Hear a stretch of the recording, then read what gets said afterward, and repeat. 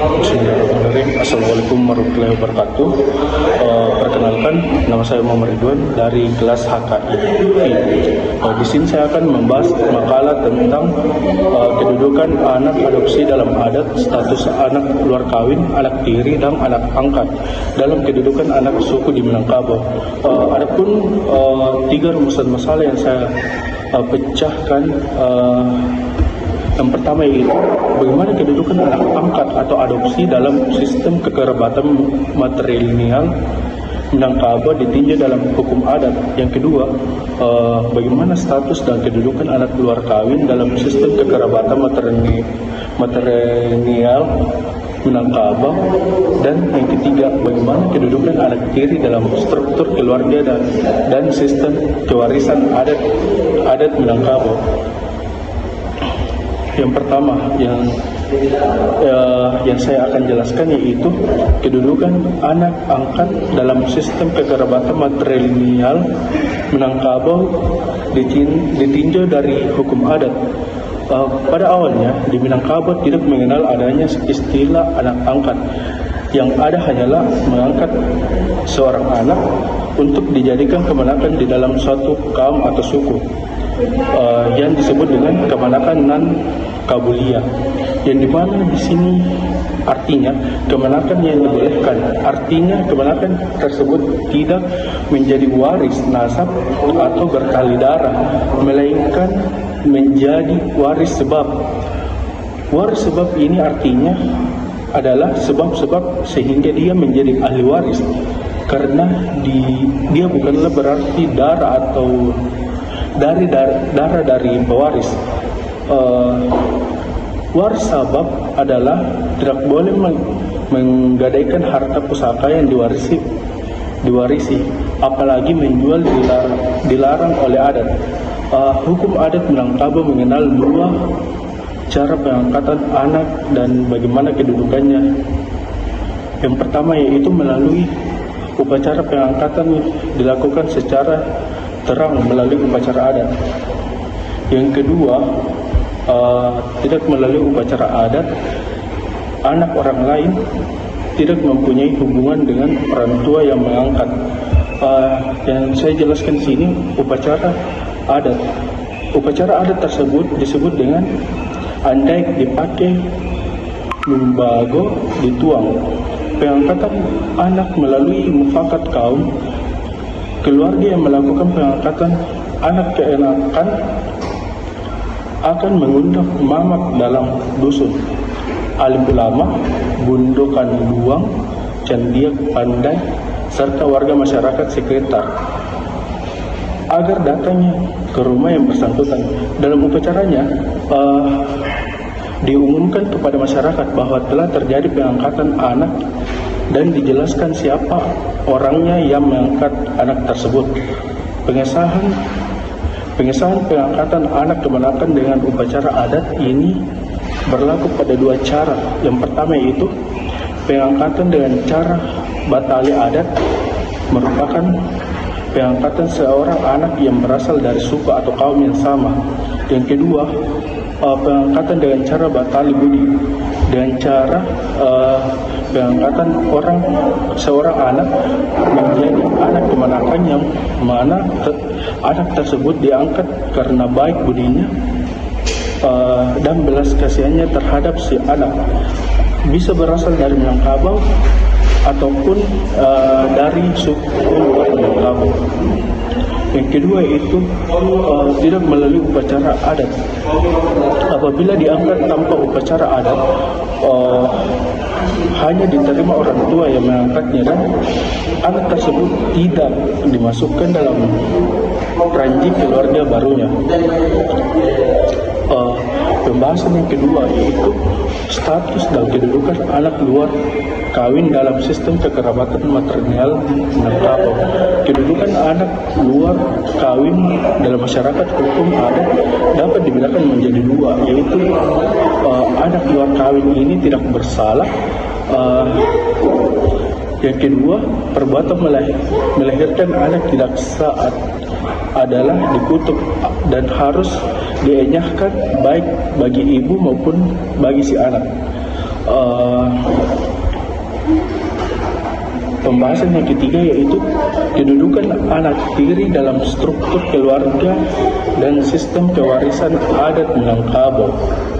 Pada dasarnya anak tiri menurut pasal 55 Undang-Undang Nomor 1 Tahun 1974 tentang perkawinan hanya memiliki hubungan kewarisan dan keperdataan dengan orang tua saudara.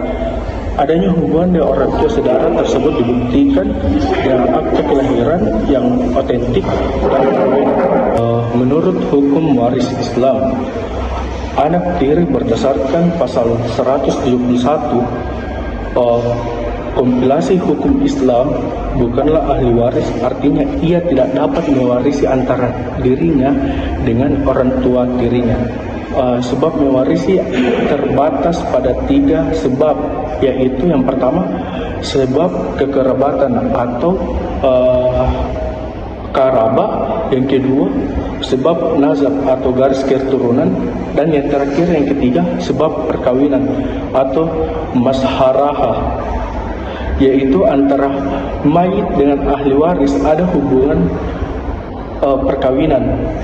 Maksudnya adalah perkawinan yang sah menurut hukum Islam, bukan perkawinan yang tidak sah dan perkawinan yang masih utuh atau tidak bercerai. Namun demikian, kepada anak tiri atau mubah, hukumnya untuk diberi wasiat tidak melebihi sepertiga dari harta orang tua tirinya yang pelaksanaannya meninggal, bergantung maka pada persetujuan para ahli waris. Hal yang lain dapat terjadi. Andai kata ayah meninggal, maka ahli warisnya adalah seorang istri dan anak kandungnya, baik dari perkawinan terdahulu maupun anak dari pernikahan yang baru. Sedangkan anak tiri yang dibawa oleh istri bukanlah ahli waris, namun dapat diberikan hibah wasiat dengan syariat tidak lebih dari sepertiga harta warisan. Prinsip dasar hukum adat Minangkabau yang bersumber dari sistem matrilineal menegaskan bahwa hak dan kewajiban dalam keluarga serta hak atas warisan hanya berlaku bagi mereka yang memiliki hubungan darah melalui garis ibu anak tiri, karena tidak memiliki hubungan darah dengan ibu tiri tidak diakui sebagai anggota penuh dari keluarga dalam konteks adat. Dengan demikian, dalam pembagian harta pusaka tinggi sebagai ahli waris. Hal ini berbeda dengan anak kandung perempuan yang menjadi penerus utama garis keturunan, sedangkan anak laki-laki berfungsi sebagai pelindung dan penjaga harta pusaka tanpa memiliki hak kepemilikan. Dari kesimpulan pembahasan tersebut, yang pertama, dalam sistem kekerabatan matrilineal Minangkabau, anak angkat tidak dianggap sebagai pewaris darah, melainkan sebagai kemenakan dalam kaum melalui hubungan sosial. Pengangkatan anak dapat dilakukan dengan batali adat atau batali budi. Anak angkat dengan batali adat diakui dalam keluarga angkat dan berhak menguasai, tetapi tidak menjual harta pusaka. Sedangkan batali budi hanya memberikan hak pakai atau hadiah tanpa hak waris. Kesimpulan yang kedua, kedudukan anak luar kawin dalam sistem kekerabatan matrilineal Minangkabau tetap diakui melalui garis keturunan ibu, karena sistem ini meniti keberatan pada hubungan darah dari pihak perempuan. Anak luar kawin hanya memiliki hubungan hukum dengan ibunya dan dapat menjadi bagian dari kaum ibunya serta berhak atas pusaka melalui garis keibuan. Kesimpulan yang ketiga, kedudukan anak tiri dalam struktur keluarga dan sistem kewarisan adat Minangkabau berada di luar garis keturunan matrilineal dan tidak memiliki hak waris atas harta pusaka tinggi. Namun, kedudukan sosialnya diakui secara moral dan kemanusiaan. Anak tiri tetap dihargai sebagai bagian dari keluarga dalam batas hubungan sosial, bukan genealogis, melalui perpaduan antara nilai adat dan ajaran Islam. Masyarakat Minangkabau menunjukkan bahwa kearifan lokal dapat berjalan seiring dengan nilai-nilai keagamaan dan prinsip keadilan sosial dalam kehidupan keluarga modern. Itulah pemaparan materi saya